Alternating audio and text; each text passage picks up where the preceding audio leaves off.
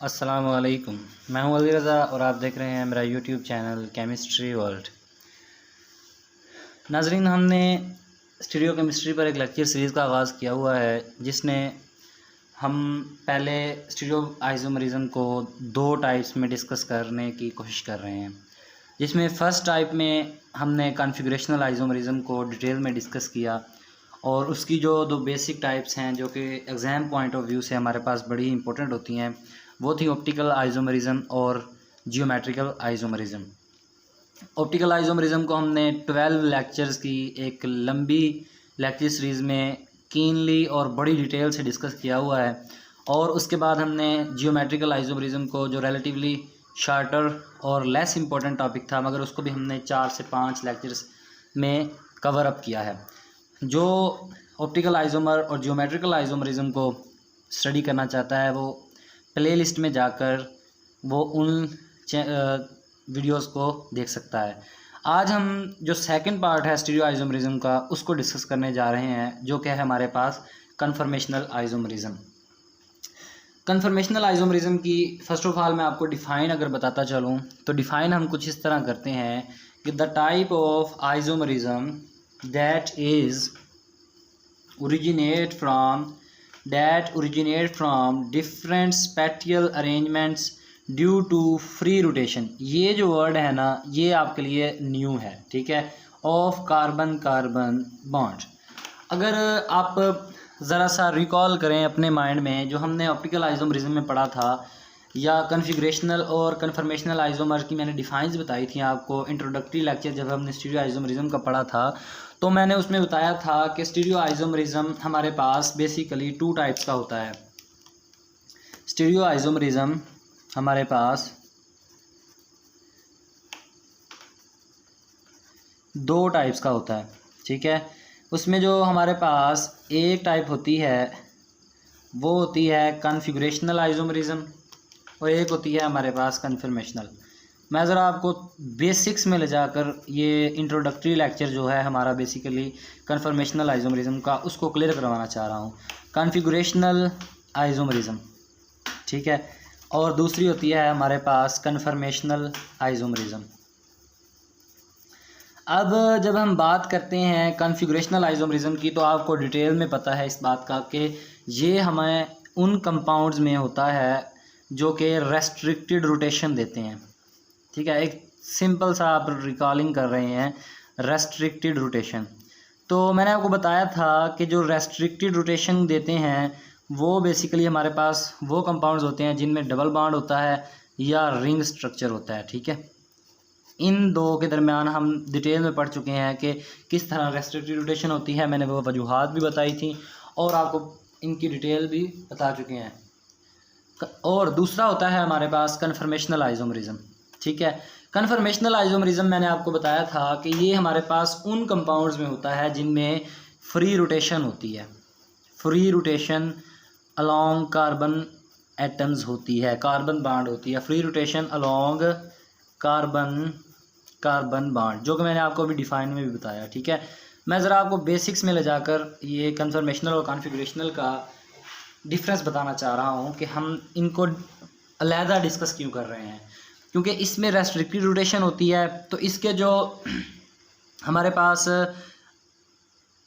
कन्फिगर्स या हम जिन्हें ऑप्टिकल आइसोमर्स कहते थे, ठीक है, इनकी देख लें, इनकी जो टर्म्स हैं उन्हीं में डिफरेंस बहुत ज़्यादा है, ठीक है। जैसे कि हम इनमें कन्फर्मर्स कहेंगे, ठीक है, इनमें हम कहेंगे जो इनके हमें रोटेशन के बाद एक में से दूसरा, ठीक है, आइसोमर मिलेगा, हम इन्हें कहेंगे कन्फर्मर्स एक दूसरे के, और उनमें हम कहते रहे हैं ये हैं हमारे पास ऑप्टिकल आइसोमर्स, ठीक है, ऑप्टिकल आइसोमर्स। तो उसमें ये जो था हमारे पास कॉन्फ़िगरेशनल आइसोमरिज़म, जो इसमें हमने टर्म्स डिस्कस की थी वो थी इनांशियोमर्स, ठीक है। देखिएगा यहाँ पर टर्म्स में भी डिफरेंस आ जाएगा। हमने इनांशियोमर्स, डायास्टीरियो आइसोमर्स, ठीक है, फर्दर डायास्टीरियो आइसोमर्स, कायरलिटी, ये चीज़ें हमने डिस्कस की थी। मगर इसमें जो हम डिस्कस करेंगे वो उसके बिल्कुल बरकस न्यू टर्म्स होंगी आपके लिए। वो टर्म्स जो होंगी आपके लिए वो बिल्कुल न्यू होगी। यहाँ पर जो हमारे पास टर्म्स डिस्कस होंगी वो होंगी जैसे टॉर्शनल एनर्जी, ठीक है। फिर हमारे पास होगा गॉच, स्क्यू फॉर्म्स, या उसके बाद हमारे पास मोस्ट इम्पोर्टेंट होगी वो होगी स्टैगर्ड और एक्लिप्स्ड। ये हमारे पास बार बार इस्तेमाल होंगी, ठीक है। तो स्टैगर्ड और एक्लिप्स्ड फॉर्म्स, ये यानी कि न्यू टर्म्स कन्फर्मेशनल आइसोमरिज्म में हम डिस्कस करेंगे। चलें फिर से एक बार हम डिफ़ाइन पर गौर कर लेते हैं। वो आइसोमरिज्म जो कि ओरिजिनेट होता है from the different spatial arrangement. Different spatial arrangement का क्या मतलब है कि जो हमारे पास एटम्स और ग्रुप्स कार्बन के साथ अटैच हैं, जैसे ये कार्बन और ये कार्बन, ठीक है। इनके जो ग्रुप्स अटैच हैं, इनकी जो 3 डायमेंशनल स्पेस में, ठीक है, अरेंजमेंट है, 3D अरेंजमेंट है, वो डिफरेंट है, ठीक है। कोई हमारे पास वेज लाइन पर पाया जाता है, कोई हमारे पास in the plane of paper पाया जाता है, और कोई हमारे पास along the plane of paper. ये जो मैं इतना डिटेल में नहीं बता रहा, क्योंकि इसलिए नहीं बता रहा क्योंकि ये हम बड़ी ही डिटेल में डिस्कस कर चुके हैं। चलें अब हम डिस्कस करते हैं कि कन्फर्मेशनल आइसोमरिज्म जो है हमारे पास, इसकी जो प्रॉपर्टीज़ हैं वो क्या हो सकती हैं। अगर हम प्रॉपर्टीज़ की बात करें तो कन्फर्मेशनल आइसोमरिज्म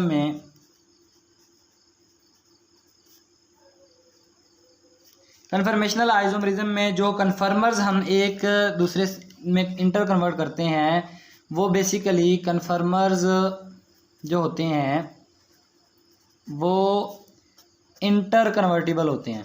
ये पॉइंट हमारे पास पहला है, इंटर कन्वर्टिबल होते हैं।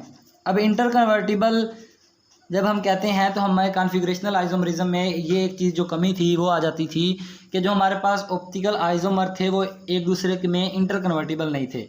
ये जो इंटर कन्वर्टिबल हैं इसलिए हैं कि हम फ्री रोटेशन कर सकते हैं बॉन्ड्स की। जब हम बॉन्ड्स को रोटेट करते हैं तो एक कन्फर्मर हमारे पास दूसरे कन्फर्मर में चेंज हो जाता है।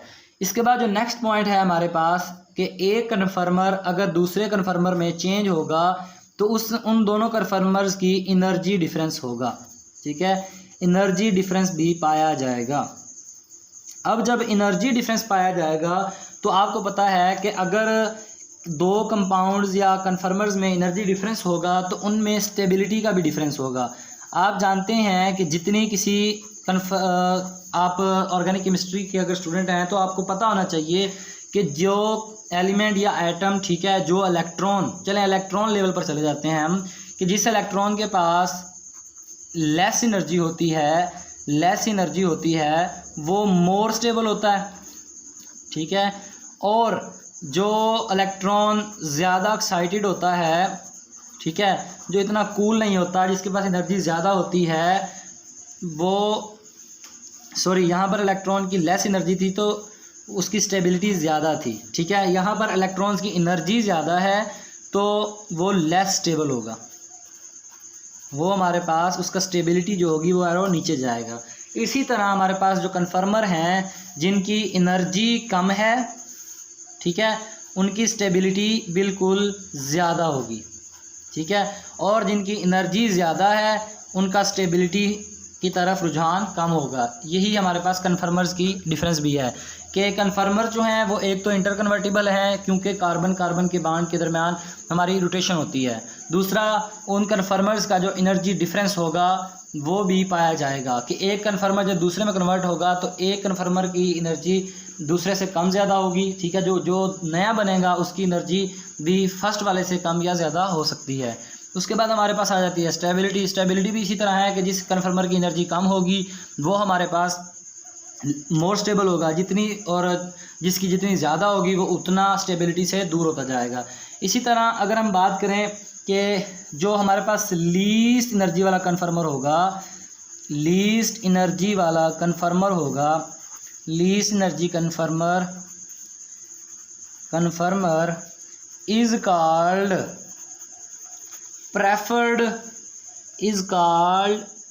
Preferred conformation. अब इसका क्या मतलब है वो भी मैं आपको बताता हूँ।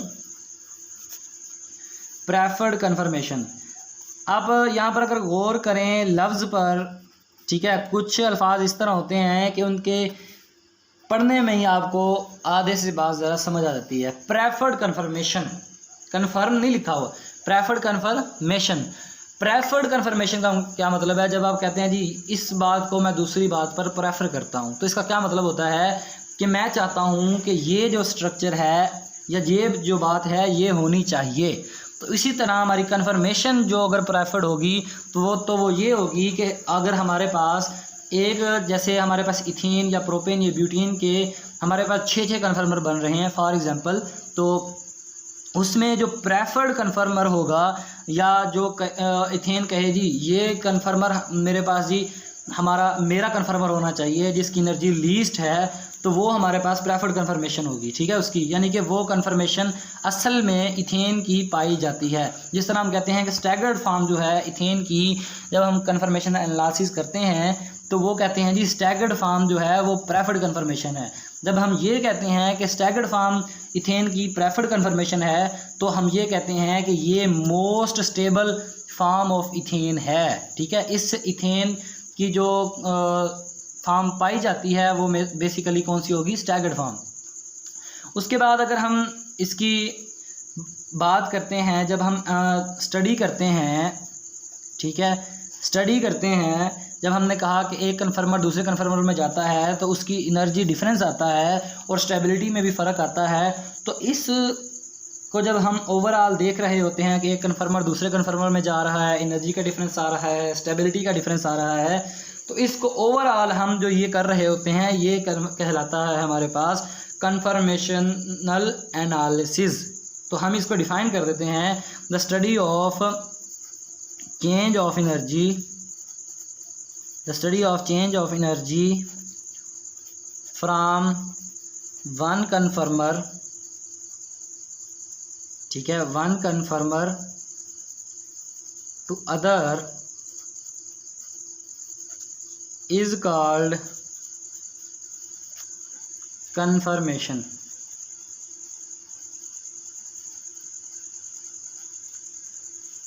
ये कन्फर्मेशनल एनालिसिस, कन्फर्मेशनल एनालिसिस, तो ये हमारे पास कन्फर्मेशनल एनालिसिस कहलाता है। चलें अब हम बात करते हैं जो बेसिक टर्म्स आती हैं हमारे पास कन्फर्मेशनल एनालिसिस में, उनको हम किस तरह डिफ़ाइन कर सकते हैं जी। तो अगर हम बात करें कि बेसिक टर्म्स और कन्फर्मेशनल एनालिसिस ऑफ इथेन की, तो अगर मैं यहाँ पर बेसिक टर्म्स को अलहदा डिस्कस करूँ और उनकी डिफाइंस बताऊँ, ठीक है, तो मुझे एग्जांपल की भी तो ज़रूरत पड़ेगी आपको समझाने के लिए। तो फिर मैं बाद में कन्फर्मेशनल एनालिसिस ऑफ इथेन करूँगा तो फिर इसमें बड़ा टाइम लग जाएगा।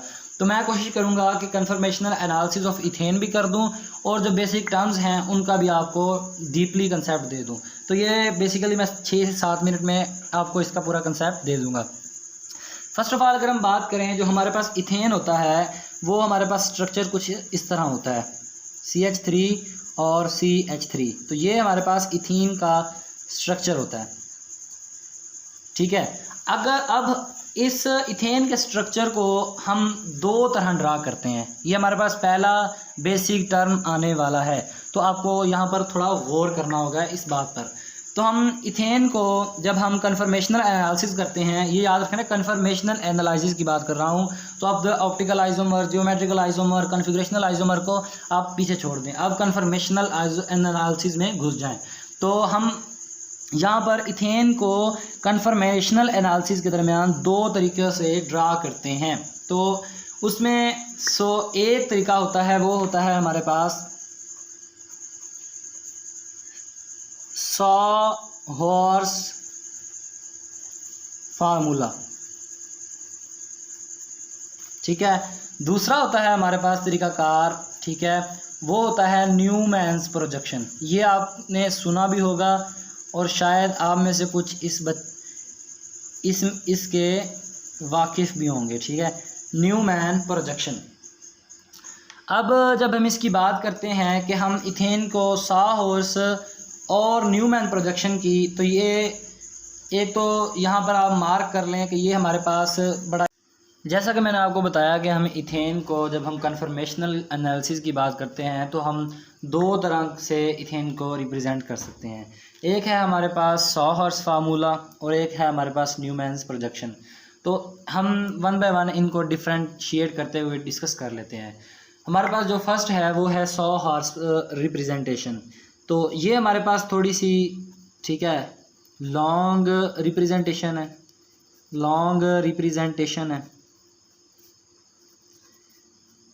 इसमें कुछ हम इथेन को कुछ इस तरह ड्रा करते हैं, कुछ इस तरह से ड्रा करेंगे।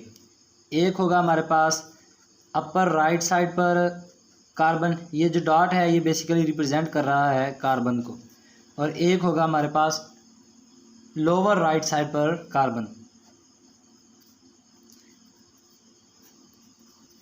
अब जो हमारे पास ये लोअर राइट साइड पर कार्बन है, ये वाला कार्बन, ठीक है, जो लोअर राइट साइड पर हमारे पास कार्बन है वो हमारे पास बेसिकली फ्रंट कार्बन कहलाता है। हमारे पास फ्रंट कार्बन कहलाता है। और जो हमारे पास ये वाला कार्बन है जो बेसिकली अपर साइड पर है या राइट साइड पर है, ये हमारे पास बैक कार्बन कहलाता है। तो आपको यहाँ पर याद रखना है कि जो कन्फर्मेशनल एनालिसिस आप करते हैं उसमें अगर जो सॉहर्स फार्मूला लगाते हैं आप, इसमें पहले तो आप ये लॉन्ग, ठीक है, फार्मूला यूज़ करेंगे, लॉन्ग रिप्रेजेंटेशन यूज़ करेंगे। और जो एक कार्बन आपके पास लोअर लेफ़्ट साइड पर होगी, ठीक है, ये वाली कार्बन, ये आपकी फ्रंट कार्बन होगी, यानी कि ये आपको पहले नज़र आएगी। उसके बाद जो आपके पास राइट साइड पर अपर साइड पर होगी वो आपकी बेसिकली बैक कार्बन होगी, उसको आप बैक कार्बन भी कहेंगे। इसमें अब आपके पास दो तरह की टाइप्स होती हैं बेसिकली, वो न्यूमैन्स प्रोजेक्शन में भी होगी। एक होती है हमारे पास स्टैगर्ड कन्फर्मेशन, स्टैगर्ड फॉर्म, और एक होती है आपके पास एक्लिप्स्ड फॉर्म। एक्लिप्स्ड में तो शायद आप इससे पहले वाकिफ़ होंगे। अब जो इथेन की एक्लिप्स्ड और स्टैगर्ड फॉर्म होती हैं वो मैं आपको बनाकर दिखाता हूँ और आपको उसी से उसकी डिफ़ाइन भी अंदाज़ा हो जाएगा। जो स्टैगर्ड फॉर्म होती है ना आपके पास इथेन की, वो बेसिकली कुछ इस तरह होती है। एक आपके पास एक कार्बन आ गया, ये आपके पास बेसिकली राइट साइड पर अपर कार्बन है, यानी कि बैक कार्बन पहले मैं आपको बनाकर दिखा रहा हूँ।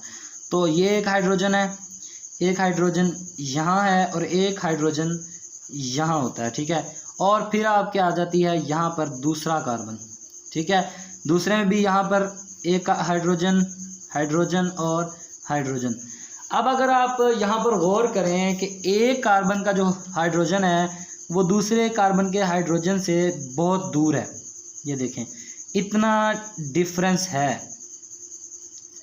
तो वो आपका, ठीक है, तरीक़ाकार कन्फर्मेशनल आइसोमरिज्म में इथेन को दिखाने का, जिसमें एक कार्बन का हाइड्रोजन दूसरे कार्बन के हाइड्रोजन से दूर हो या ऑपोजिट साइड पर हो, वो हमारे पास बेसिकली स्टैगर्ड फॉर्म कहलाती है।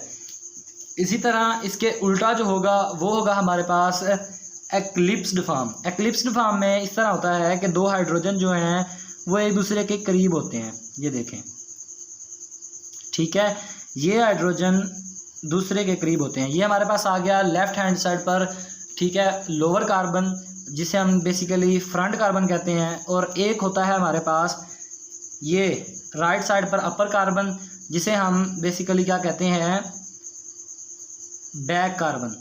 तो आप यहाँ पर अंदाज़ा ये लगाएं कि इसमें जो हाइड्रोजन दूसरे हाइड्रोजन के करीब चला जाता है, ठीक है, ये देखें, ये हाइड्रोजन और ये हाइड्रोजन, ठीक है।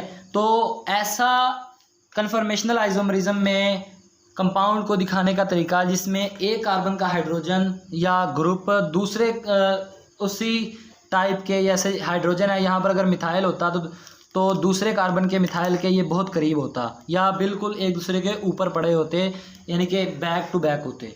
तो ऐसी फॉर्म ऑफ रिप्रेजेंटेशन हमारे पास एक्लिप्स्ड फॉर्म कहलाती है। उसके बाद हमारे पास आ जाती है न्यूमैन्स प्रोजेक्शन। न्यूमैन्स प्रोजेक्शन को अगर आप देखें तो न्यूमैन्स प्रोजेक्शन में आप बेसिकली आपके पास देखें, एक है कार्बन इथेन की फ्रंट और एक है बैक कार्बन। तो हमारे पास जो इथेन की फ्रंट कार्बन होती है हम उसे एक डॉट से शो करते हैं, ठीक है। एक डॉट से शो करने के बाद आप उसके हाइड्रोजन लगाते हैं, ठीक है। हाइड्रोजन, ये एक हाइड्रोजन आ गया। इसको मैं आपको एक और तरीके से भी बताऊंगा, एक तो फ्रंट और बैक कार्बन की तरीक़ेकार से आप सुन लें, फिर आपको एक और तरीके से भी बताता हूँ।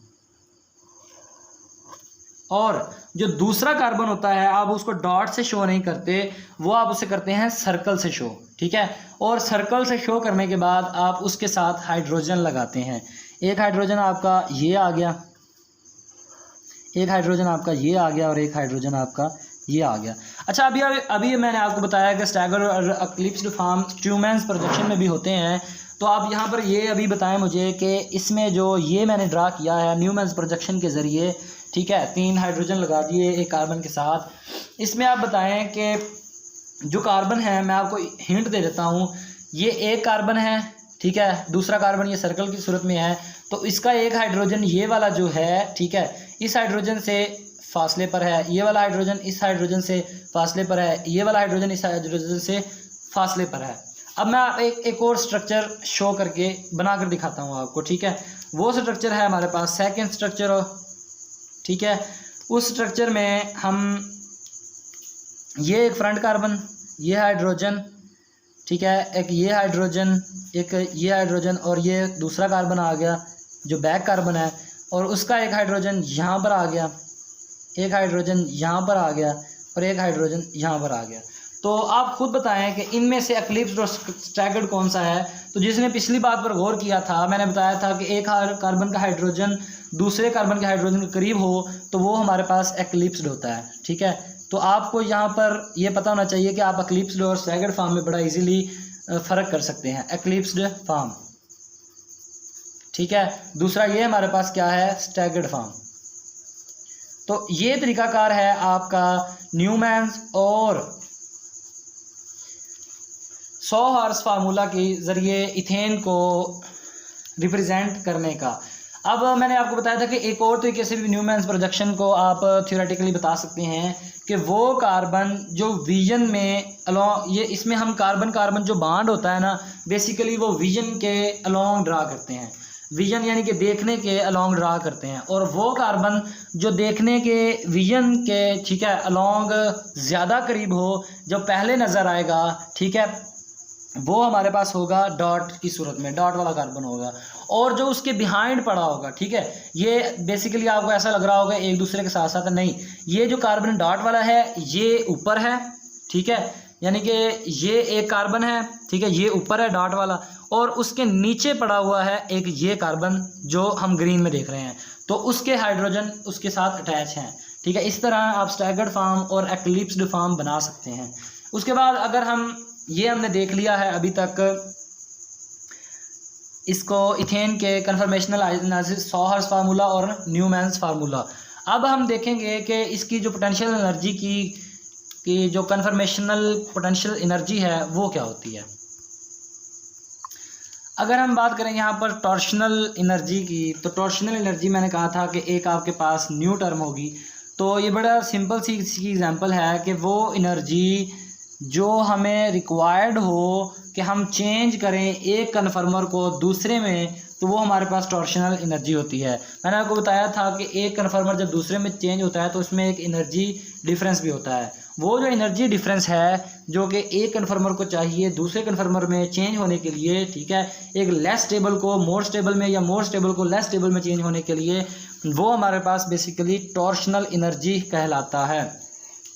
टॉर्शनल एनर्जी जो हमारे पास नॉर्मली होती है कि एक कन्फर्मर, ठीक है, दूसरे कन्फर्मर में स्टेबली कन्वर्ट हो, तो वो होती है हमारे पास 20 किलो कैलोरीज पर मोल, ठीक है, यानी कि 20 किलो कैलोरीज पर मोल अगर दो कन्फर्मर्स के दरमियान एनर्जी डिफरेंस होगा या टॉर्शनल एनर्जी उनकी होगी तो वो स्टेबल होंगे। चले अब हम डिस्कस कर लेते हैं कि पोटेंशियल एनर्जी डायग्राम जो है हमारे पास इथेन की, वो हमें क्या बताती है कि उनकी कौन सी जो इथेन की कन्फर्मेशन वो स्टेबल है और कौन सी लेस स्टेबल है, कौन सी मॉडरेट स्टेबल है। जब आप इथेन की एनर्जी डायग्राम बनाते हैं तो सबसे पहले पता है आपको कि हमारे पास स्टैगर्ड फॉर्म होती है इथेन की। अब स्टैगर्ड फॉर्म आपको इथेन की मैंने बनाना सिखाई थी, वो थी कुछ इस तरह के। एक हाइड्रोजन आपने पहले इसके ड्रा कर लेना है कुछ इस तरह, डॉट वाली जो फ्रंट कार्बन है। फिर आपने दूसरी ड्रा कर लेनी है, आपके पास जो बैक कार्बन है उसे सर्कल लगाकर एक हाइड्रोजन यहाँ पर, एक हाइड्रोजन यहाँ पर और एक हाइड्रोजन यहाँ पर। स्टैगर्ड फॉर्म में आपने देखना है कि हाइड्रोजन का जो डिफरेंस है वो ज़्यादा हो। जो मिनिमम, ये देखें कि यहाँ पर जो हमारे पास पोटेंशियल एनर्जी है वो मिनिमम है, ठीक है, वो हमारे पास पोटेंशियल एनर्जी मिनिमम है। तो जब आपको पता है यहाँ पर पोटेंशियल एनर्जी मिनिमम है, यानी कि इस कन्फर्मर की जो एनर्जी है स्टैगर्ड की, वो हमारे पास मिनिमम एनर्जी है स्टैगर्ड फॉर्म की। तो आपको पता है जिस कन्फर्मेशन की एनर्जी मिनिमम हो वो हमारे पास मोस्ट स्टेबल होता है। अब जिस तरह एनर्जी आप बढ़ाएंगे तो ये 60 डिग्री पर रोटेट होगा, यानी कि 60 डिग्री ये घूमेगा। ये एक कार्बन को, या ये डॉट वाली कार्बन को हम फिक्स रख लेंगे, ठीक है। अब हम एक कन्फर्मर को दूसरे कन्फर्मर में ले जा रहे हैं, जब दूसरे कन्फर्मर में लेके जाएंगे तो एनर्जी डिफरेंस आएगा, वो मैं आपको दिखाता हूँ किस तरह आएगा। अब आप इस कार्बन को हमने कर दिया फिक्स, और ये बैक कार्बन जो है इसको हम घुमा रहे हैं, ठीक है। अब घुमाएंगे कैसे, ये 60 डिग्री पर आप घुमा दें, ये भी 60 डिग्री, सॉरी ये 60 डिग्री पर घुमा दें, ठीक है। जो ग्रीन में है उनको आपने 60 डिग्री पर घुमा देना है। अब जब आप 60 डिग्री पर इसे घुमाएंगे तो आपको यहाँ पर अंदाज़ा हो जाना चाहिए कि एक कन्फर्मर दूसरे कन्फर्मर में चेंज हो जाएगा। ये हमारे पास फ्रंट कार्बन थी तो ये इंटैक्ट रहेगी, इसको जो हमारे पास सर्कल वाली थी ना उसको हमने चेंज किया है। अब सर्कल वाली जो कार्बन थी उसको, जो हाइड्रोजन थे, हमने उसके बॉन्ड्स को, ठीक है, फ्री रोटेशन यूज़ करते हुए घुमाया तो उसके हाइड्रोजन कुछ इस तरह हो जाएंगे, ठीक है, उसके हाइड्रोजन हमारे पास कुछ इस तरह हो जाएंगे। तो ये हमारे पास ऐसी फॉर्म जिसमें एक कार्बन के हाइड्रोजन दूसरे कार्बन के हाइड्रोजन के बहुत करीब पहुंच जाएं, वो हमारे पास कौन सी कहलाती थी, एक्लिप्स्ड फॉर्म। अब आप ऐसा करें फिर से दोबारा, अच्छा यहाँ पर आप फिर एनर्जी देख लें तो एनर्जी इस प्लेस पर देखें तो एनर्जी बहुत ज़्यादा हो गई, यानी कि मैक्सिमम है यहाँ पर। तो एक्लिप्स्ड की जो एनर्जी है वो मैक्सिमम है, तो इसकी जो स्टेबिलिटी होगी वो लीस्ट होगी। तो ये देख लें कि ये जो एक्लिप्स्ड फॉर्म है ये इथेन की एग्जिस्ट करेगी या नहीं करेगी। तो जो लीस्ट स्टेबल है, जो स्टेबल है ही नहीं, वो हमारे पास एग्जिस्ट नहीं करेगी। इसके बाद आप फिर फ्रंट कार्बन को फिक्स रखें और बैक कार्बन को घुमा दें। ये हमारे पास फ्रंट कार्बन है, इसको हम फिक्स रखते हैं, और जो हमारे पास बैक कार्बन थी उसको हम एंगल्स को फिर हम रोटेट करवा देते हैं। अब जब हम फिर से रोटेट करवाएंगे तो हमारे पास आप देखेंगे कि वही स्टैगर्ड फॉर्म आ जाएगी। स्टैगर्ड फॉर्म किस तरह आएगी कि अगर आप यहाँ पर इस कार्बन को के हाइड्रोजन को 60 डिग्री रोटेट करवाते हैं, ठीक है, तो ये 60 डिग्री हो गया। अब ये भी 60 डिग्री होगा तो ये यहाँ पर आ जाएगा, और ये भी 60 डिग्री होगा तो ये भी यहाँ पर आ जाएगा, यानी कि दोबारा से स्टैगर्ड फॉर्म की तरफ चला जाएगा। कुछ इस तरह से हमारे पास ये स्टैगर्ड फॉर्म आ जाएगी। तो आप देखें कि 2 बार स्टैगर्ड फॉर्म आई है हमारे पास, तो वो दोनों बार, ठीक है, दोनों बार हमारे पास लीस्ट एनर्जी पर है। ये देखें एनर्जी बिल्कुल सेम, और ये लीस्ट एनर्जी है। और ये जो डिफरेंस है एक कन्फर्मर से दूसरे कन्फर्मर में, ये भी बहुत कम है, ये है 3 किलो कैलोरीज पर मोल। और मैं अभी आपको बता चुका हूँ कि 20 किलो कैलोरीज पर मोल डिफरेंस हो एक कन्फर्मर का दूसरे कन्फर्मर से, तो तब जाकर उसकी कन्फर्मर जो है वो पाए जा सकते हैं या स्टेबलाइज हो सकते हैं या फाउंड या सेपरेट हो सकते हैं। तो यहाँ पर देखें कि 3 किलो कैलोरीज पर मोल इनके डिफरेंस है, तो इनमें से जो अनस्टेबल ज़्यादा है वो एग्जिस्ट ही नहीं करेगा। तो आप यहाँ पर एक इंटरप्रिटेशन कर सकते हैं कि only staggered कन्फर्मर of ethane exist, यानी कि एथेन हमारे पास जो पाई जाती है वो सिर्फ स्टैगर्ड फॉर्म में ही पाई जाती है। ये था आज का हमारा लेक्चर जिसमें हमने इंट्रोडक्शन किया कन्फर्मेशन एनालिसिस में, और दूसरे नंबर पर हमने फिर उसकी जो बेसिक टर्म्स थी उनको पढ़ा। उसके बाद हमने कन्फर्मेशनल एनालिसिस किया एथेन का, जिसमें हमने बेसिक टर्म्स के डिफरेंस को भी पढ़ा। फिर सबसे इम्पोर्टेंट जो हमने वो था पढ़ा सॉ हॉर्स रिप्रेजेंटेशन या न्यूमेरिक प्रोजेक्शन फार्मूला। फिर हमने स्टैगर्ड और एक्लिप्स्ड के कंसेप्ट को देखा। इसके बाद जो नेक्स्ट लेक्चर होगा उसमें हम basically conformational analysis of hexane पढ़ेंगे, जो कि हमारा प्रोबेबली लास्ट लेक्चर होगा कन्फर्मेशनल एनालिसिस में। अल्लाह हाफिज़, अल्लाह निगहबान, थैंक्स फॉर वॉचिंग।